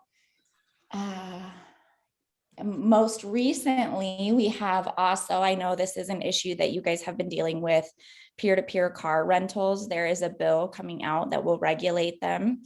So we're making sure that we work with the sponsor and the proponents of the bill so that the airport can still have the authority to regulate them, just like you can regulate TNCs and anyone else. This also hits that issue of federal funding. There's also some really big concerns about safety, and if a car is being left at the curb, that's a very, very serious issue that you guys all have to deal with. So we're just working on that bill. I met with a sponsor yesterday on that, another meeting today on it, and then we'll have hopefully some final recommendations on language by next Friday in our meeting with her. So working closely with Brian on that. Again, I'm sure I think I was on the phone with him about 10 times yesterday. So and then lastly, while it doesn't directly impact the airport, we're really closely watching and tracking the soon to be introduced bill on innovation zones. As with any bill, we've seen a couple drafts of that language going around, tracking that closely. I think it's very rare that any bill goes through the legislative process without some sort of changes, amendments, input. So we'll be watching that and tracking that as it goes through and seeing how there's possible ways we can work on that. So I think that's it, Piper, unless you want to jump in on anything. That was a lot of information. I'm happy to answer any questions. But that's all I've got. Nothing for me, Chelsea. You covered the gamut, and I think we'll just leave the rest of the time for any questions that the board may have. Yeah, and I think I'm going to turn it over. Thank you, Chelsea. I just love your energy, and it's still early, so keep that energy during the session. I know how it goes when it starts getting towards the wire. So I think Trustee Giannoli, just want to make sure of our process, because I think because we are meeting and obviously we had to follow the open meeting law, I think we kind of delegated Trustee Giannoli to help facilitate if there was something that needed to decision to be made on a bill. So I just want to check that today, make sure of our process this session. Thank you, Chair Safraza. That was an excellent report, Chelsea. Those items I still kind of have to, when I get a little time, I look at these things and watch them, and it does seem like things are moving rather slowly, but I will start coordinating a bit with Brian more and get some of the basic stuff that's going on, just so I'm in the loop a little bit more. But it does seem that some of these things are taking a little bit longer to get out there. And you've got a deadline coming up, getting out of the first committee. What is that? April, I think you said that, but I don't remember. Early April. Yeah, April 9th. Yeah, so that's going to be interesting to see how some of these things get put together and if they make it out.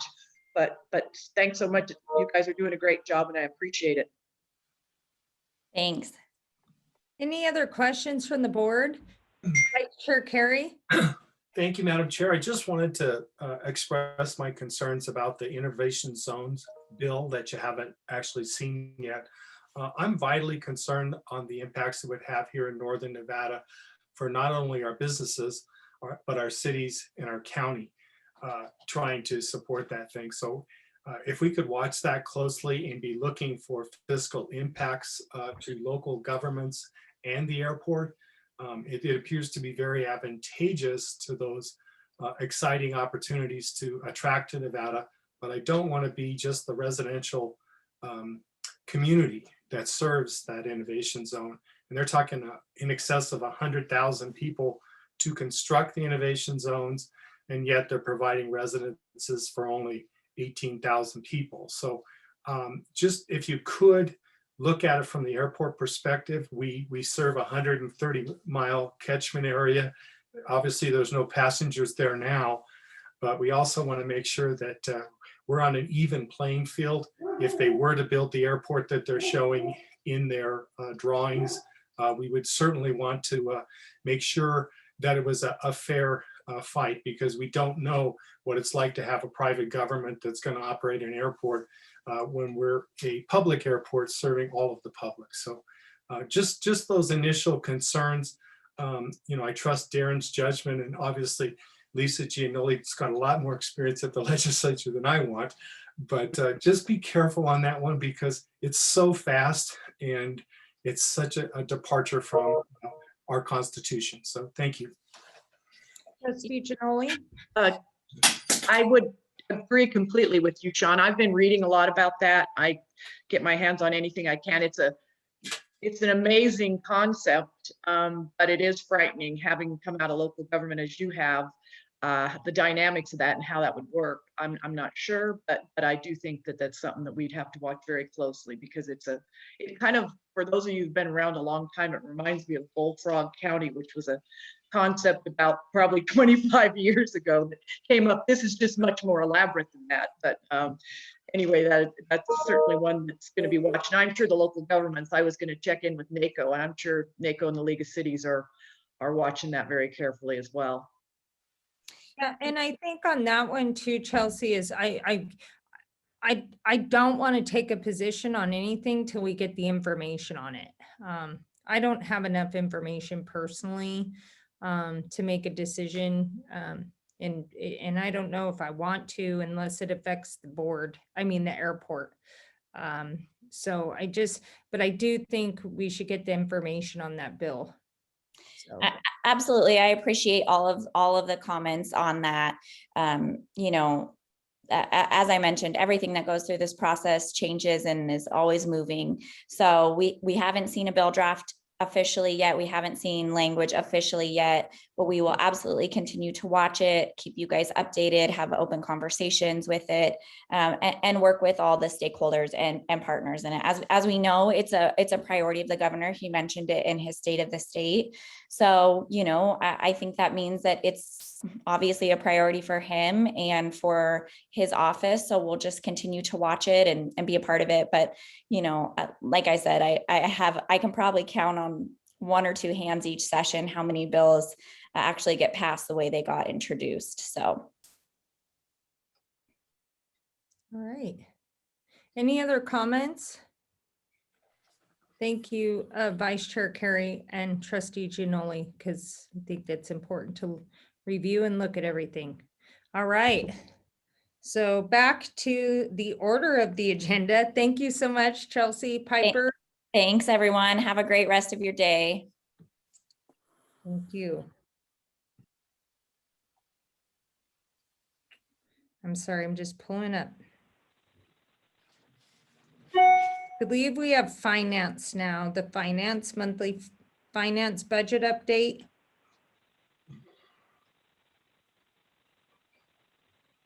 Do we have one this month, Darren? Was there anything to report? I know we had it last month. Oh, there you are. Yes, Madam Chair. Randy will run you through. Hi, Randy. How you doing? Good morning. Very well. Thank you, Madam Chair. I do have a budget report today for the board, and I promise to continue in the same theme of good news that we've been hearing all morning. Let me just take a moment and share my screen. I have a few slides to go through.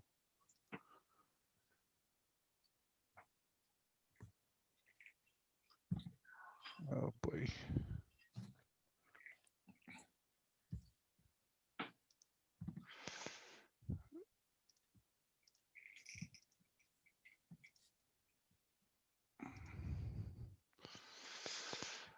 All right, I trust you can see my screen okay. The thumbs up from someone would be appreciated. Okay, yes. Thank you.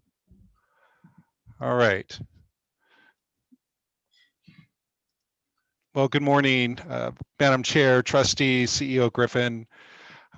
By way of introduction, my name is Randy Carlton. I'm the Chief Finance and Administration Officer. It's a pleasure to be with you this morning virtually. I have a few updates for you. This is an informational item only. There are no recommendations from staff in regards to the budget at this point. I'll go over a few data points of how we're doing through January on some of the key metrics, and then I'll provide an update on some of the important matters that we're thinking about looking at as we prepare for the upcoming board budget workshop. So starting off with passenger enplanements, this is a chart you're familiar with by now. We have a budget forecast of passengers of about 946,000 for the entire fiscal year from July through June. We have 8 months of data to show you this morning. The green line represents how we've been tracking month to month. since July in comparison to a couple other data points. The black line is our budget forecast, what we set in place back in April of last year. The blue line is the last full fiscal year as a comparison.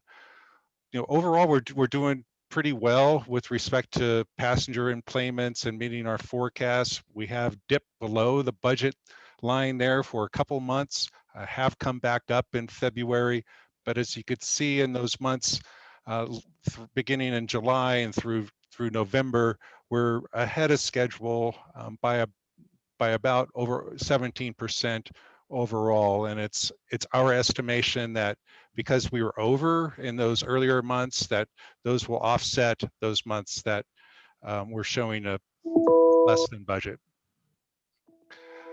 Operating revenues, again, at a very, very high level. This consolidates a lot of information.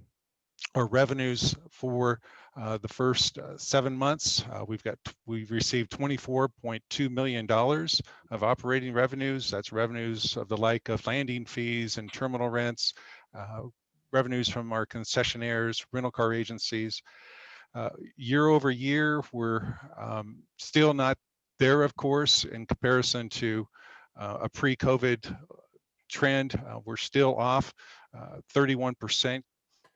But however, we've set some rather conservative budget goals as we prepared our budget for the current year. We are ahead of budget by about 14%. So that is certainly encouraging news on the revenue front.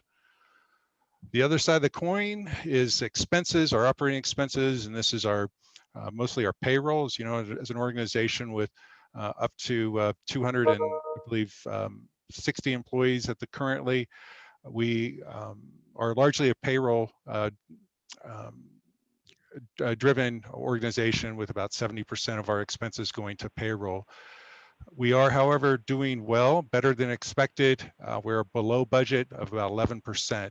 A key driver in that is that we are carrying about 21 positions that are either open or vacant, and those savings, as well as the savings generated by a very conscientious group of employees to contain costs where we can, has resulted in this performance below budget on the expenses, which is a good position for us to be in. CARES Act. Let's talk a little bit about the CARES Act. Here's some background information that you already know about. We received $30.9 million for R&O and $30,000 for RTS. The rules are we can use that money for reimbursing our payroll expenses, pay our debt service, and other operation type expenses, such as utilities and the service contracts for janitorial and HVAC maintenance, etc. We can use money for some of our maintenance improvements, and we are allocating funds in that regard. In terms of how much we've been spending and where we are to date, we've burned through about 24% of our total allocation. That's about $7.7 million that we've requested in terms of reimbursement. In total, as we look towards the end of the year, and this is a forecast, we expect that we will have received about $13.4 million in reimbursements by the end of June. That may be a bit slower than what we had talked about when we first rolled out our strategic plan for CARES Act a year ago, but there are factors that are impacting that burn rate. Particularly, keep in mind that we have a relatively low debt load here at the authority. We have about $2.2 million of debt service that we pay each year, and I'm going to come back to that in a moment with some more information. But keep in mind that our traffic has been better than expected and our revenues have been better than expected, and we've been spending less than what we had planned in the budget. So all of those factors combined together means that we're requiring less from the CARES Act to support our operations, and that's certainly a good position for us to be in. A question that is commonly asked about CARES Act is how long do we have? And not all CARES Act money is the same. This CARES Act is for airports only, and there are CARES Act that are is available for local and state governments, and those rules and regulations are all different. But in terms of airports, we have 4 years to use the CARES Act money. And I want to put some of this in a little bit into context. The use of CARES Act has preserved jobs here at RTAA, and it has funded about 14% of our budgeted payroll this year. That's $4.4 million. When we look at that type of expenditure for jobs, that's about 43 full-time jobs that have been funded through CARES Act. We're really pleased to be able to do that and preserve the jobs here at RTAA. The other federal relief package that came following CARES Act is the Carissa Act. It was signed into law December 27th. Last month when we talked about this, we didn't know the specific amounts that were allocated to RTAA. We now know this information. It's $6.6 million for RNO and $23,000 for RTS. And a couple things that are unique about this legislation is that it includes an element for concession relief and for in-terminal concessions. And like we saw with CARES Act, we see with Carissa Act, the money is typically ahead of the rules and the regulations. So it's taking some time for the FAA to sort through their policies, and there's still several questions being asked about how the concession relief element in particular is going to work. However, we are working on our plan here at RNO, and the board can expect to hear some of those details very, very soon.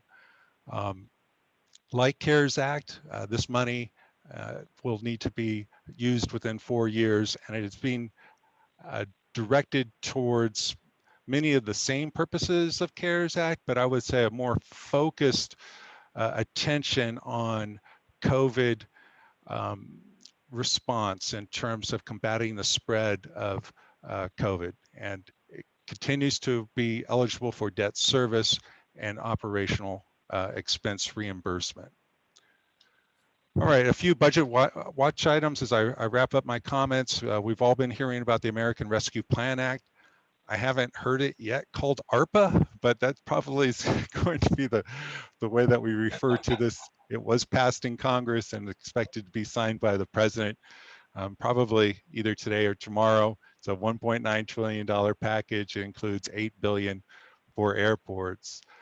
So doing the math there was $10 billion for airports with CARES Act, $2 billion in Carissa, now $8 billion through ARPA. So $20 million overall for airports. We're still looking for what that means to us. But as soon as we know, we'll certainly pass that news along to the board. There's a positive uptick in traffic for February. That's certainly encouraging. It comes with a bit of a mixed message, however, when we talk to some of the airlines and they look at some of the route planning for April and May, where they're pulling some routes. I just want to express to you that there is good news, but there's also to keep in mind that we're not out of the woods yet. And there's still a significant amount of uncertainty that we're all facing, both at home and here at RTAA, about what the future holds in terms of the return of the passengers to RNO. But overall, we believe that we'll be meeting our budget forecast for passengers, for revenues and expenses. And it's through the board support and working with the department heads and staff here, we've been able to contain our costs and respond to this pandemic. We look at our reserves, our days cash on hand, that's our indicator to that speaks to should our revenues just shut off, how many days could we continue to operate from the cash that we have on hand. And we have specific policies in place on determining how much we need to have in different types of reserves. But that indicator today is at 508 days. It has been less than that, it's been more than that. So we're holding our ground with respect to our reserves. The factors there are, we've had CARES Act. CARES Act has help buoy us during the pandemic and offset our expenses. So that's good news. And I want to also try and bring some context to this when we talk about days cash on hand. Without CARES Act, okay, without CARES Act, if we were to strip that out of our days cash on hand calculation, it wouldn't be 508 days. It would be something more like 445 days. So that's a 14% decline. So we're very grateful for the positive impact that CARES Act has had on our fiscal picture here at RTAA. We are heavy into budget planning mode for next fiscal year. We will be talking more and more about this, of course, at the board retreat. That's the plan to allocate about 2 hours of time as a part of the budget workshop for the retreat. And we have some assumptions and some things that we'd like to share with the board, just so that you know that there are some big pieces starting to fall into place. We're dealing with a lot of uncertainty still, not the kind of uncertainty that we had a year ago, where we had to revise our budget model, I think 12 different times, but certainly, the future is difficult to predict when it comes to doing our forecasting. We are looking at increasing our passenger employment forecast to 1,508,000. That's about a 59% increase over the current year forecast. Keeping in mind, what does this look like in comparison to the last complete fiscal year pre-COVID? That's about a 30% decline. We anticipate, plan on, require continued use of CARES Act and Carissa to offset our expenses. And some of those objectives are consistent with the objectives that we have for the current year. We want to continue to employ and retain our workforce. This is a vital source of funding that helps us accomplish that. We want to, as an airport, keep our rates competitive in comparison to other airports. We want to remain that attractive choice for the airlines to choose RNO. We're looking at our revenue models, and with the objective of keeping our landing fees and our average in-terminal rental rates flat without any rate increases in that regard. We're also looking at, I mentioned earlier, our debt service. We're also looking at our alternatives with respect to what we can do differently with our outstanding bonds. And I know the RSCPA recently did a significant refinancing and saved us a lot of money for that agency. And we too are looking at options of what we can do, and we look forward to discussing that with the board at the upcoming workshop. But there's certainly an option there for us to explore to prepay and potentially retire some of that debt and position us better for the future. We will have a certain number of positions that we will freeze and hold vacant next year, of course, with the flexibility to the CEO to fill those positions on an as-needed basis. So those are just some of the big pieces that we have in mind. The next steps in the budget calendar is we're continuing to work on our budget modeling, preparing the information for the board to discuss at the retreat. We have a airline affairs meeting to discuss the budget with the airline representatives. Of course, the retreat will be held on April 30th. That's when we'll present the preliminary budget. May 18th is when the Finance Committee will be asked to review the proposed budget. The proposed budget will reflect any fine-tuning or that has occurred from the time of the board retreat to May 18th. 2 days later, on May 20th, we will be asking the board to do two things. One, to approve the master fee resolution, which is that resolution that has all the rates and charges for airlines and tenants. Then we'll ask the board to approve the budget. So those are the high level summary of where we are and what we're thinking about, and I'd be happy to take any questions from the board. Chair Sparrows, I've got a question. Yes. Okay. Thank you. Randy, great presentation. It's always very detailed. I was kind of looking at the cash on hand, and we're currently at 508 days, which kind of speaks to our relative strength. And without the CARES Act, within 445 days. At what point do you feel very comfortable or a level of comfort as to cash on hand? Is there a number we're achieving? Are we comfortable where we're at? Can you kind of expand on that, please? Sure. Very good question, Trustee Jay. That question, when I think about it, the sweet spot for days cash on hand, is in that 500-day threshold. When we look historically, as we've had the ebbs and flows of over the years, that number is the number that we've been able to comfortably sustain, and it speaks well to our position when we want to finance some of our projects that we're anticipating in the future. That really speaks well for the authority. It's the type of money that, though it's one-time money, it's not a reflection of what we can afford as an agency, so to speak, but it is a reflection of if we had to, how much money could we draw upon to get us through a low point. And fortunately, the CARES Act has been there to fill those low points for us. So I think the 500-day threshold is where I'm most comfortable. Okay. And how does that affect with our budgeting going forward? I mean, without it, 445 days is still great. I know we want to get to that 5, but hitting that 500, that comfort level you're at, how does that help you with your budgeting? Well, it helps us with our budgeting because we will target that as our level of days cash on hand that we want to sustain as we think about the rates and charges that we need to operate the airport, as we think about how much money we need to draw down from the CARES Act.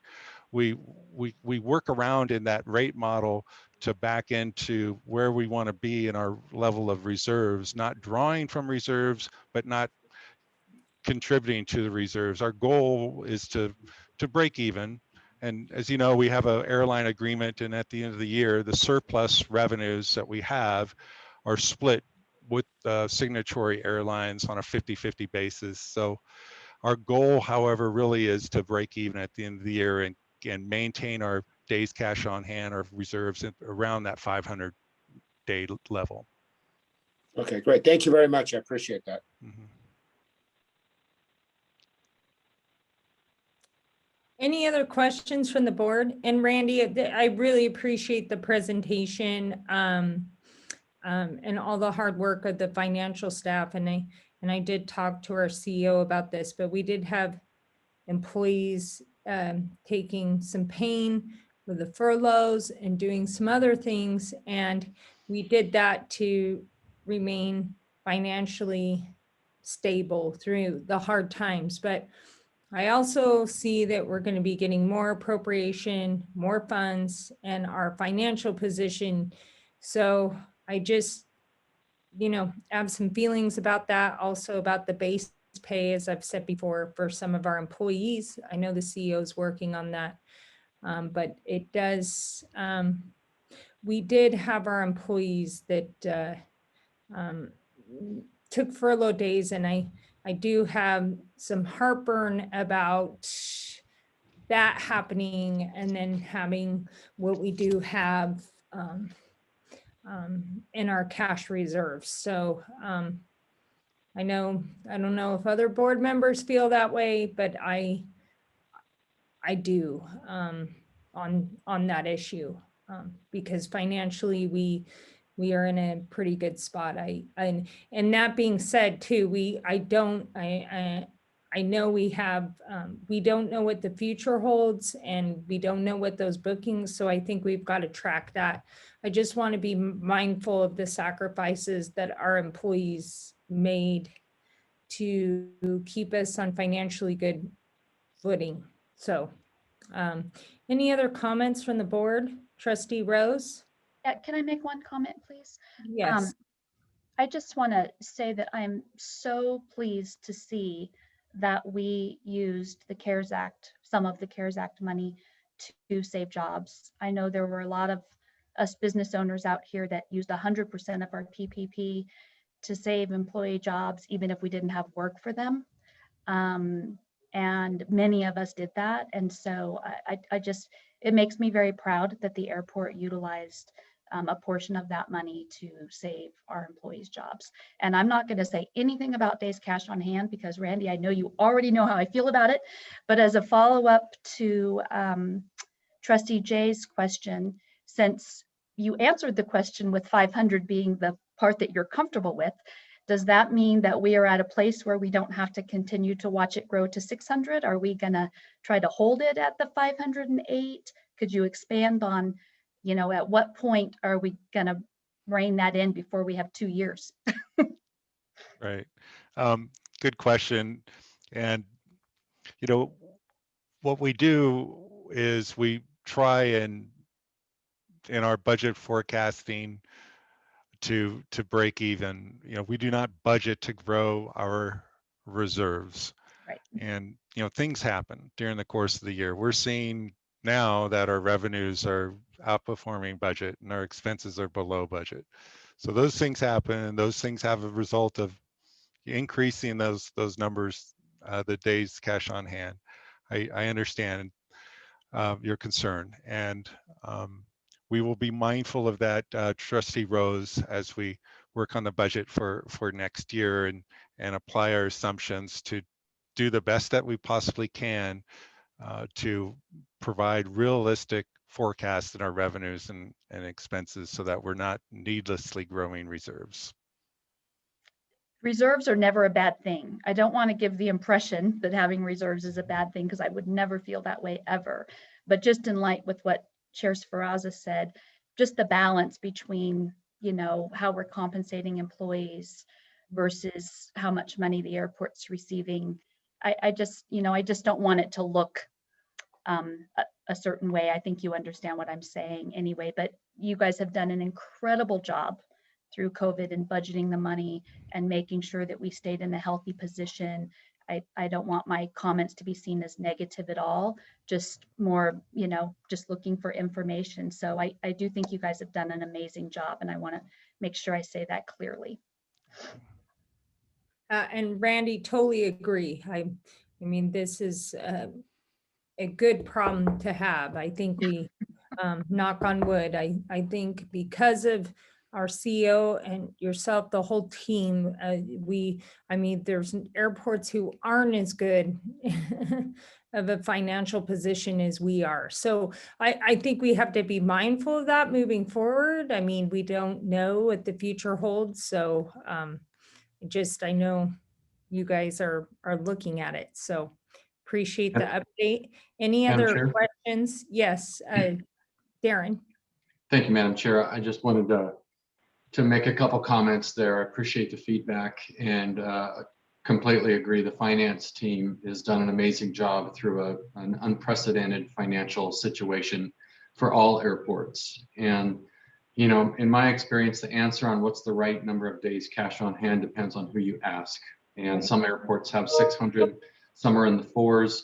Bondholders will tell you the bigger the number, the better, because they want to make sure they always get paid. And the airlines will tell you no airport needs that kind of cash reserves because they basically underwrite the terminal O&M. The answer is usually somewhere in the middle.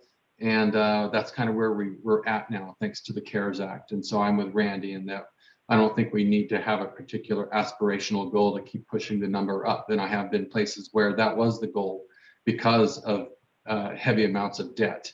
And you know, I'm grateful to people that preceded me that kept us relatively debt-free. You know, we have a very small number here. So it's a squeezing of the balloon, if you will. It's, you know, not only unprecedented challenging times, but unprecedented help from Congress. And so it creates a very odd dynamic, to be sure. And I hear you loud and clear, Madam Chair, on the sacrifices of our employees. I would say we're continuing to take this one day at a time.